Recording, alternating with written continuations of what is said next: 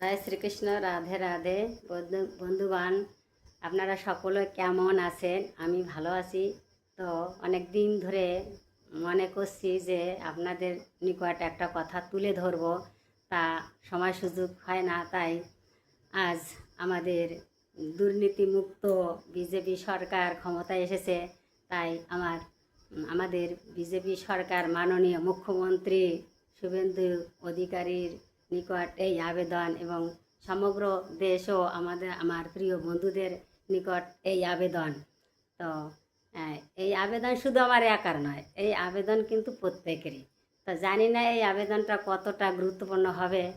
তা বন্ধুগণ, যদি কিছু ভুল বলে থাকি তাহলে আগে থেকে বলে রাখছি, ক্ষমার চোখে দেখবেন, ক্ষমা করবেন। তো আবেদনটি হচ্ছে এই যে ইজরায়েলরা ওরা অবৈধভাবে ব্যবসা করছে। কিভাবে ব্যবসা করছে ওরা? এই যে বাচ্চাদের নাচিয়ে ভয় দেখিয়ে এবং একটা কার্ড দেখায়, কার্ড দেখিয়ে বলে কি এটা সরকারি পাস, আমরা সরকারি পাস থেকে আমরা এসেছি।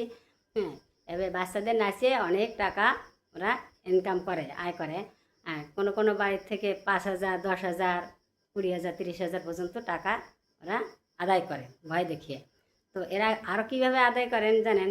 ওরা ওরা করে সোজা চলে যায় ওই কোনো নার্সিংহোমে অথবা হাসপাতালে গিয়ে কার ছেলে কার মেয়ে হয়েছে সেটা সংবাদটা নিয়ে ওরা ঠিকানাটা, সেই বাচ্চার ঠিকানা নিয়ে মা বাবার বাড়িতে এসে ওরা ওই বাচ্চা নাচাবে বলে টাকা এইভাবে আদায় করে।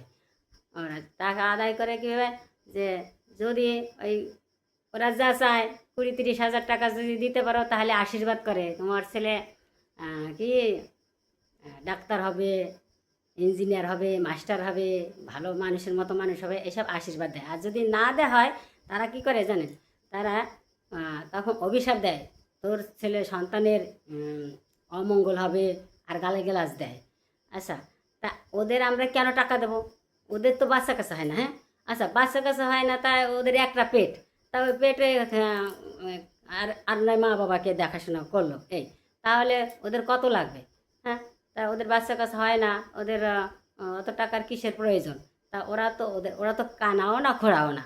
ওরা একজন সাধারণ মার থেকে কিন্তু ওরা শক্তিশালী বেশি। আচ্ছা, তাহলে শক্তিশালী বেশি ওরা ইনকাম করে খেতে পারে না? পরিশ্রম করে সৎভাবে উপার্জন করে খাক। তারপরে পড়াশুনো করে চাকরি করুক। তারপরে এইসব কি এই অবৈধ ব্যবসা কেন করবে? এটা নাকি সরকারের পাস, হায় রে আমার সরকারের পাস। তারপরে আরও কি করে যে এই ওরা সরকারের পাশে এইভাবে তারা করে। আর কিন্তু বন্ধুগণ, তাই বলছি যে এর প্রতিবাদ আপনারা করুন, আর মাননীয় মুখ্যমন্ত্রীর কাছে যেন এই বার্তাটা দিয়ে পৌঁছায়।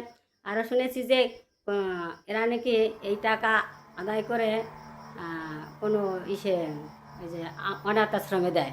আচ্ছা, অনাথ আশ্রমে তো যারা ছেলেমেয়ে পড়ায় তারা তো বাড়ির থেকে বেতন দেয়,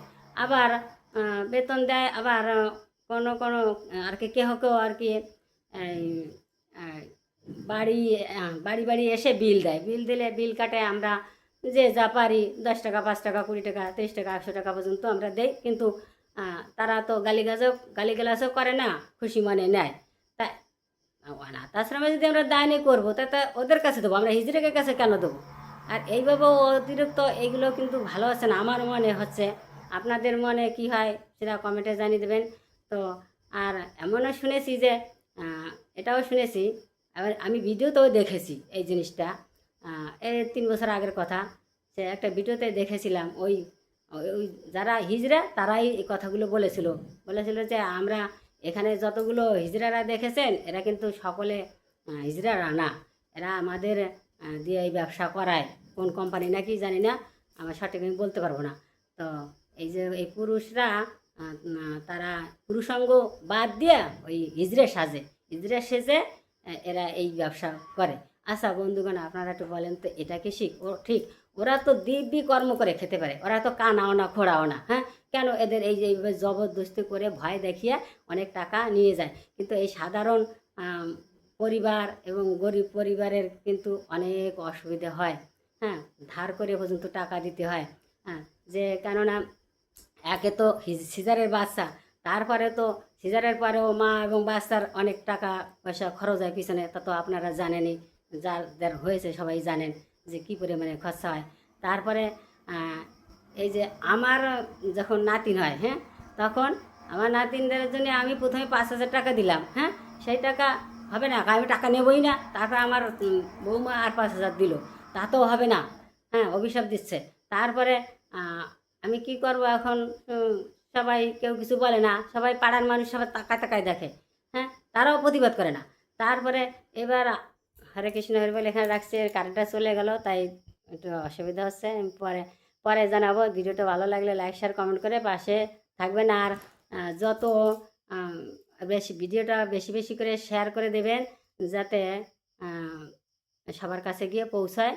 হ্যাঁ, জয় শ্রীকৃষ্ণ, রাধে রাধে। আর এই বার্তাটা যেন আমাদের মুখ্যমন্ত্রী এর কাছে গিয়ে পৌঁছায়, যেন এর প্রতিবাদ করে, এর বিধি ব্যবস্থা যেন করেন। জয় শ্রীকৃষ্ণ, রাধে রাধে। এখানে রাখছি, ভুল ত্রুটি মার্জনা করবেন। কারেন্ট চলে গেছে তো।